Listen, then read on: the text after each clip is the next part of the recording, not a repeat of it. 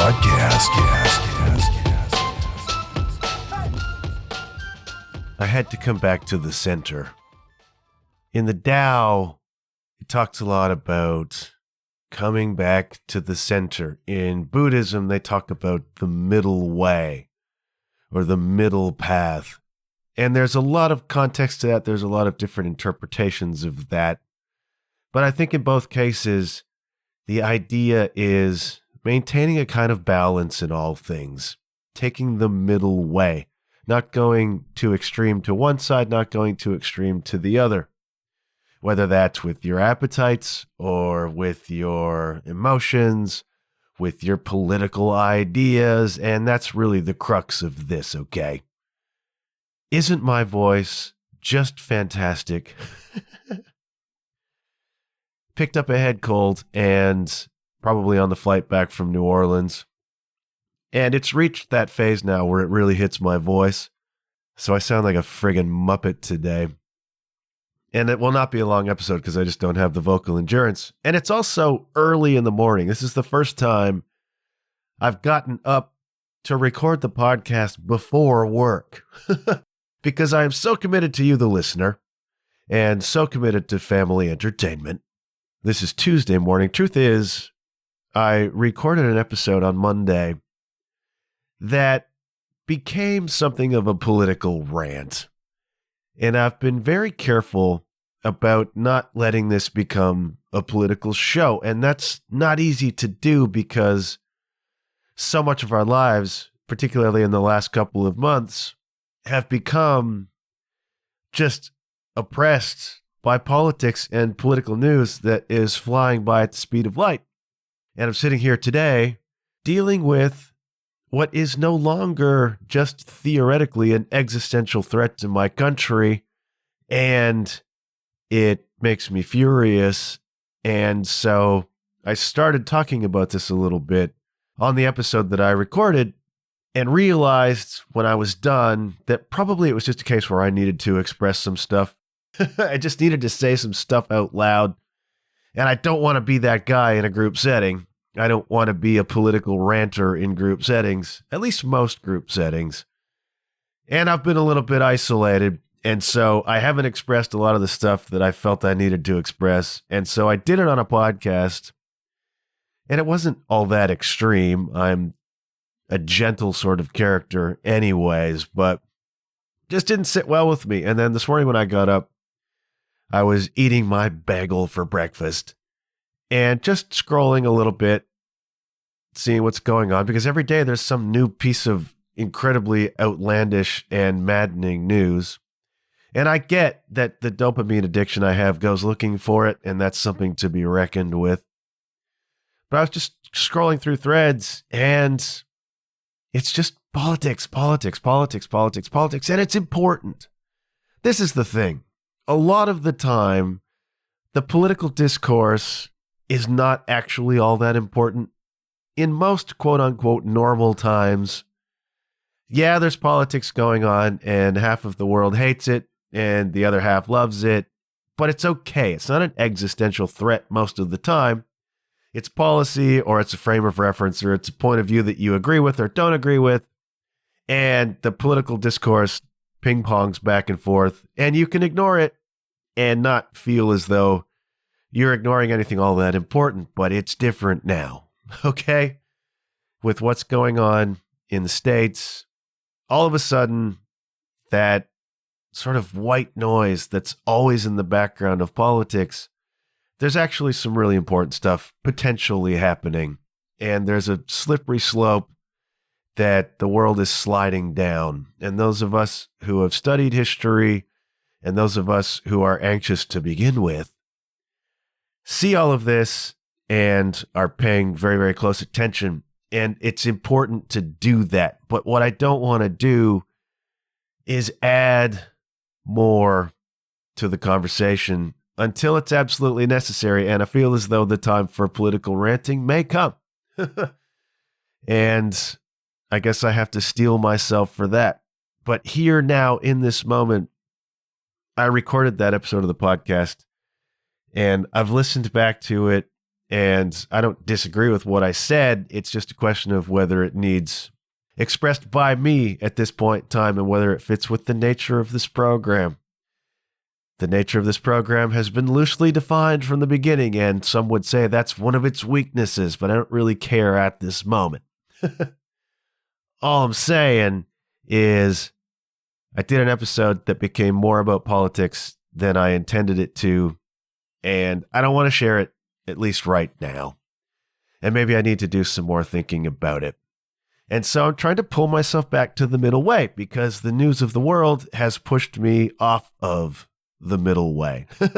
It's pulled me out of the center. And so I find myself not in all that much balance. I find myself in a lot of anger, and I find myself drifting towards catastrophizing and drifting towards anxiety. And I don't even think that's unreasonable. Okay. I think it's unreasonable to surrender to anxiety. I was once channeled to by the guides. And the guides, some of you will know, are a spiritual entity that is channeled through a cat called Paul Selig. Paul Selig is one of the most prominent and most famous channels in the world. And if you've been poking around Aubrey Marcus's podcast or any of the sort of spiritual ones, you've probably encountered Paul Selig. And he's released I don't know how many books that were channeled through him by the guides, this collection of spirits that for whatever reason, talk to Paul Selig, and you can believe in that or not believe in that. It doesn't matter. The information is the information. And so I was once on a seminar where I was channeled to by Paul Selig, by the guides through Paul Selig, a couple of times actually. But one time in particular, it was during my anxiety, really the heaviest part of my anxiety breakdown. And so I wanted just some clarification on that. From spirit, because I'm not a channel myself. And the guides said, and maybe even just Paul said, with the guides' help, that you don't have to accept the anxiety. Or the anxiety exists, but that doesn't mean you have to accept it. It doesn't mean you have to surrender to it. You know, teachers who are much wiser than me, people like Jim Fortin would say that your reality is where your attention is, you know? So if you put your attention on the anxiety, that becomes your reality. But you have the choice. Okay, there's a quote by the novelist Henry James that I'm not going to get exactly correct, but the gist of it is the greatest power you have is to choose a single thought in any given moment. And so here we are in this time, and things are dangerous, and things are frustrating, and things are maddening, and it's very, very easy to feel the anger and to get caught up in the anger and then to get pulled off the center, get pulled off of balance, get pulled off the middle, and focus your thoughts and focus on those thoughts that are about the angry part, and then to surrender into that anxiety, to choose that anxiety. And I've been guilty of that. Over the past week in particular, I have been guilty of being pulled off the middle way, being pulled off the path. And this is the great irony, because all of the spiritual practice is supposed to be for these times. Spiritual practice is easy when all is well, but the reason that you do the reps is so that when you come to this point in time, where there's some legit heavy stuff going on, where there is some anxiety-provoking stuff going on, when there is existential threat going on, you have done the reps, you've done the work, and you know how to pull yourself back to the middle, to pull yourself back to the center, and not get so wrapped up in the emotion of everything, but to rely on this faith you've developed in spirituality. And I see the extent to which my practice has been lax lately and how that affects me. And so I listened back to what became a political rant, and then I thought of people like Jim Fortin, and then I thought of people like Jeff Thompson, who would just not be affected in the same way by the political realities of the world. And I don't know how either of them is reacting now, But I've in the past heard them talk about not being wrapped up in it, keeping to the middle, keeping to themselves, honoring their own spirit and intention. And I envy that. I don't know where the line is. One of the things I'm struggling with right now is where is the line? Because a lot of this stuff is legitimate. There is an existential threat to my country. There is an existential threat to certain groups of people in the United States. There is a sense of injustice that is really pervasive. And I have a strongly developed sense of justice, and it offends me greatly when I see justice not being served. And then right off the bat, you can say, well, there you have an attachment. There you are not keeping to the middle. There you are making things personal. And it's like, well, where's the line? Where's the line between being detached and being responsible? Because I think we have a responsibility to be aware of what's going on. And where necessary, I think we have a responsibility to resist and to be a voice and a tool for justice. I don't mean vigilante justice. I mean standing up for what is right morally. And so I get stuck sometimes because I'm a novice. I am not a spiritual adept. I am not advanced. I don't know how you negotiate a world where injustice is happening while still being detached. I don't know what the answer is. Gandhi would say, be the change you want to see. And I try my very best to do that. I try my very best to be compassionate, empathetic, to let people live, to be encouraging, to be loving. I try to work from a place of love. I'm uncomfortable still with that language. I mean, I've got a very, very long way to go, man. I think again of Ram Dass and the story I've told about his puja table. Puja table is an altar, and Ram Dass had a little puja table, and you put spiritual or religious artifacts on it. In his case, he had photographs on it of his guru Maharaji and the Buddha and Christ and Caspar Weinberger. Caspar Weinberger, who was a politician in the Reagan era and held several high positions in Reagan governments and was a huge proponent of nuclear proliferation. He would be, it would seem, the antithesis of everything Ram Dass stood for. Ram Dass was a leader of the counterculture movement. He was a hippie.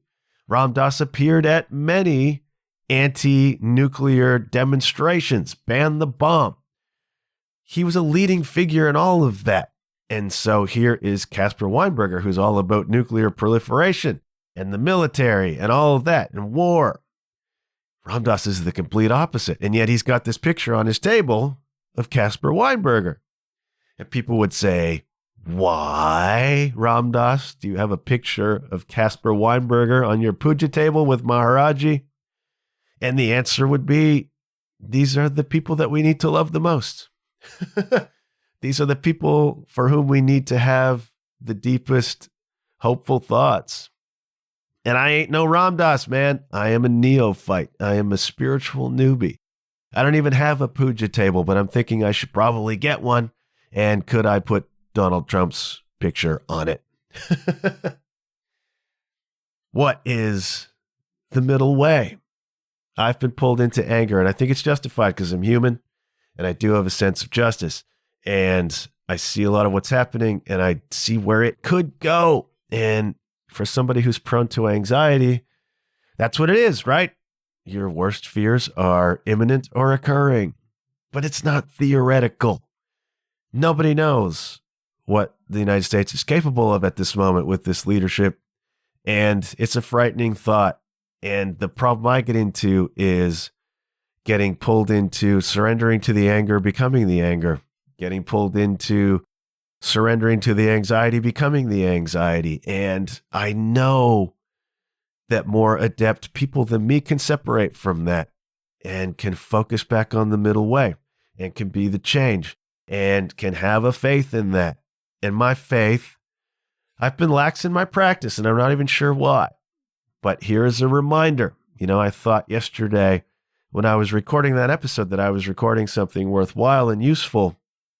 when in fact, it turned out that I was just surrendering to the fear, surrendering to the anger. And again, I don't think the fear or the anger are unjustified. It's what you do with it. In this moment, your superpower is the choice you have to choose one thought or another. And that does not mean that you ignore the reality. But you don't have to become trapped in the reality. Because the reality is there could be an invasion. There could be a war. There could be an enormous world war. That's possible. That's more possible than it's been probably ever at this point. Okay. But the middle way is to say that's not happening at this moment. Now, what is happening at this moment? If we are being here now, as Ram Dass said, what's happening is spring has come. And I open my window over breakfast and I just listen to the birds singing. And that is one of the most beautiful sounds on earth, one of the most peaceful sounds on earth. And you can step outside and feel just a hint of warmth in the sunshine after a long and brutal winter. And it's like, this is the reality now. And this is what we surrender to. And I don't know where the line is. I don't know at what point that becomes burying your head in the sand, because there's real reality happening. I just recognized after I did that episode, and when I listened back to that episode, I realized the extent to which I was off the middle path. I was not in the center anymore. And that's a good reminder. And it's a good reminder to me that I need to be more diligent about my spiritual practice. I mean, the world is scary right now. And some of you would see spiritual practice as kind of a soft or even naive option. And that's cool, man. You do you, as the hipsters say. But if we're doing a spiritual practice, if we are committing ourselves to the middle way, then the thing to do is begin with that gratitude practice that I talked about. I've talked about several times on this podcast, this simple gratitude practice, which says, think of 3 things for which you are grateful right now. And it does not have to be exotic stuff. I mean, I've said one already. I'm grateful that the weather is warming up. We've had a couple of glorious days recently where the sun was warm, the snow is melted, the birds are coming back and you can hear them sing. And that for me is just a balm. It's one of the great sounds and it's so peaceful to me. It's meditative. And so I'm grateful for that. And I'm grateful that on the weekend I had a euchre party with my friends, even though the cards did not fall very well for me. And I'm grateful that I have a gig this week with Carly, and I'm grateful that I'm supposed to have drinks with some friends I haven't seen in a while. I'm grateful for the people in my life, and I'm grateful for this cup of coffee I'm drinking as I'm chatting with you before work on a Tuesday morning. And it's like, when things get too heavy, it tells you that you're being pulled off the middle way. And so one of the ways to pull yourself back onto the middle way, this sense of balance, is to simply stop and acknowledge what's before you right now. There's another practice that I heard about. I maybe even thought of this. I can't remember exactly, but it's like if you begin to ramp up with anxiety or anger or fear, if you feel yourself being pulled disproportionately into any particular emotion that's not serving you, is to just simply stop and say out loud to yourself what you see in front of you. Just a pure observation of what is in front of you at this moment. And so right now, what's in front of me are 2 sound absorbing panels that I hung on my wall, and a painting by Don Red Sky, and a painting by Denis Gautier, and a futon with a checkered blanket on it, and 2 closed curtains, and the pop filter from my microphone and my laptop. And already you can sense my energy coming down. And that's a good thing. I mean, this is a great way if you find yourself in a fearful situation. Maybe you're at a job interview or you're waiting, that awful period of waiting outside to be called in. or you've got some other nervous thing about to happen, one of the great techniques is to just simply do that observation practice. What's in front of me right now? What can I see? And what it does is it disengages the emotional thing, takes you out of the projection that anxiety is, and into this moment. And so I have to remind myself, especially listening back to that episode, to resume the middle way and to resume my spiritual practice, which has fallen off because spiritual practice is not fun a lot of the time. Meditation is not fun a lot of the time. And being mindful and observant in that way is not fun a lot of the time. It's easy to let that slide. It's like, oh, well, I'll catch a meditation tomorrow. Right now, I got other stuff to do. I got a bunch of music to learn, But even that can be a meditative thing. Playing the drums can be very meditative because it's rhythmic. Or going for a walk can be a meditative act. I mean, there are alternatives to your traditional meditation. The point is to do it, I guess. The point is to have some mindful practice that takes you out of the projections and into this present moment, which 99% of the time is just fine. This present moment, 99% of the time is just fine. Doesn't mean that down the line there won't come a time when it isn't, but it's not now. And worry is a thief. Anxiety is a thief because it puts you into this projected timeline where things could happen, and then they become real to your subconscious mind. But they aren't happening in this moment. What's happening in this moment is I have a cup of coffee beside me in a John Huff Podcast OG logo mug, which you can find on my website, john-huff.com/shop. I haven't plugged the merch in a long time, but it's out there, kids. Got your t-shirts, got your mugs. This is real reality. This is present reality. And the truth is most of us have no impact, influence, or control whatsoever on what powerful people do. All we can do is, as Henry James says, exercise that power to choose a single thought in this given moment. And so the single thought that I choose right now in this moment is that it's okay. And I'm recording a podcast and I'm having drinks with some friends tonight and I've got a work day to get through. And isn't it lucky that I have a job at this moment and I've got some financial stability? And here are the positive things to focus on. And those projections that you have about nuclear annihilation and World War III probably won't happen, but if you indulge that anxiety, then they are happening and you're living in it. And that's an awful place to be. And then if you go online and you indulge this incessant 24-hour-a-day news cycle, and as I said, I just popped onto Threads to see what was going on and immediately was pulled into a political discourse. One side or the other, both together, fighting with each other. And it's like, I don't want to add to this. I have political thoughts and opinions. I have political emotions and feelings. I don't want to add to this discourse that is not helpful and is just fanning those flames and is just adding fuel to those fires. I don't want to be that. And people wiser and more adept than me don't do that. They come in with the change they want to see. And so I had to remind myself that I was not doing that. I was not operating as an adept in that circumstance. And it was humbling to me to realize, dude, you're still so far off the mark. You're so far off the middle. And so this is me trying to come back to the middle. There's a lot of heinous stuff out there. There's a lot to be wrapped up in that is more legit than it has been in the past. I understand that. And it is your responsibility as a citizen to be informed.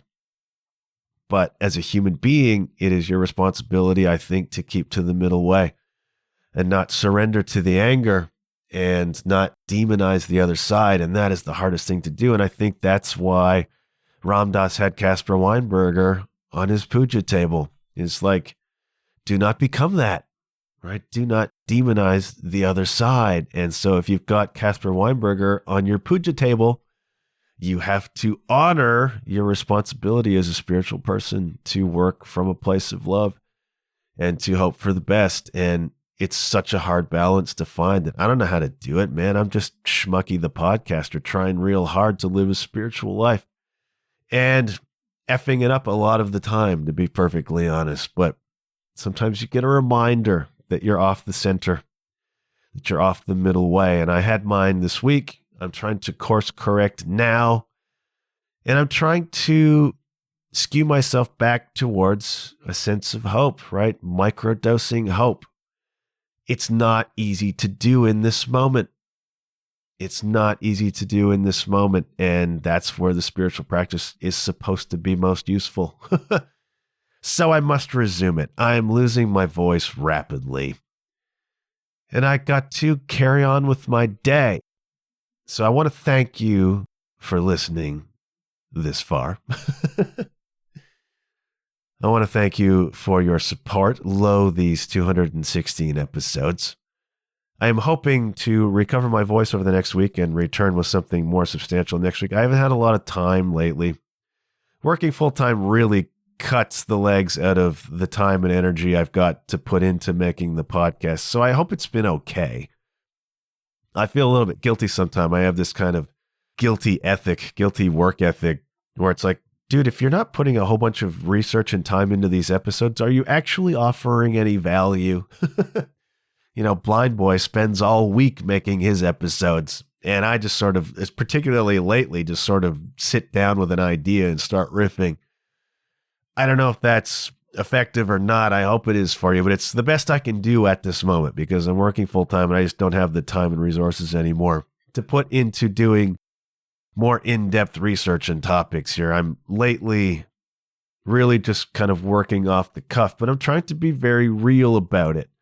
I'm trying to be raw. I'm trying to present what's going on with me in the hopes that it resonates with what's going on with you and is in some way helpful. So thank you to those of you who have suggested to me that the last dozen or so episodes have been useful and helpful. I appreciate that. And I thank all of you for listening this far. My voice is cracking. Time for me to go. Think about, if you're happy, remain happy and carry on. Fabulous. Good for you.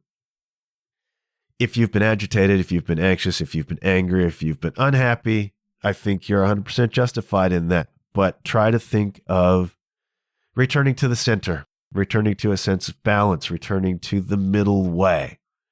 One of the ways in which you do that is to adopt this gratitude practice. One of the ways in which you do that is to try this technique of just identifying out loud what's in front of your face.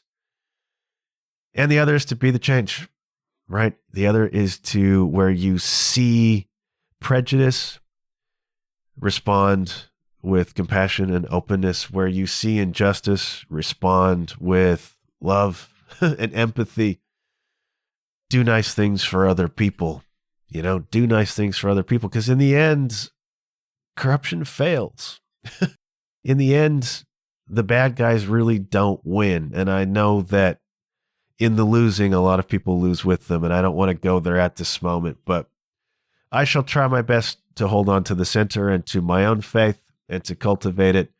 I hope you can do the same, and we will reconvene in a week and see, good Lord, what's happened in the previous 7 days. Until then, take care of yourselves. Even in this weird world, good things happen when you put yourself out there, kids, and we need you more than ever. Whatever it is, the art that you make, whatever it is, the service you provide, whatever it is, the compassion you offer, we need it now more than ever. And so deliver it proudly, deliver it powerfully, deliver it without fear. We need you. So be you, be the best of you. I shall be the best of me. And until I talk to you again, hey kids, I'll check you later. Yeah.